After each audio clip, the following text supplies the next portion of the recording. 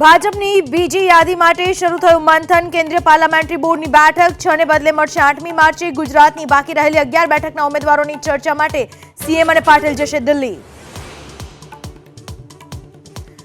લોકસભા ચૂંટણી પહેલા કમલમમાં આજે ફરી વેલકમ પાર્ટી। પૂર્વ ધારાસભ્ય અર્જુન મોઢવાડિયા અને અમરીશ ઢેર આજે જોડાશે ભાજપમાં। એનએસયુઆઈના પૂર્વ હોદ્દેદારો પણ કરશે કેસરિયા।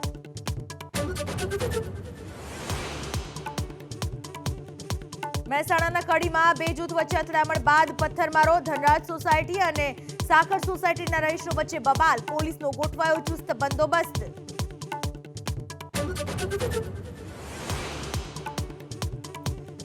સુરતના છાપરાભાઠા વિસ્તારમાં 29 વર્ષીય મહિલાનું બાથરૂમમાં રહસ્યમય રીતે મોતને લઈને મોટો ખુલાસો।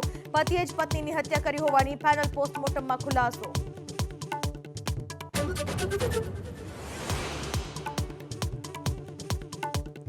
પ્રધાનમંત્રી મોદીનો લાલુ યાદવના આરોપ પર જબરદસ્ત પલટવાર।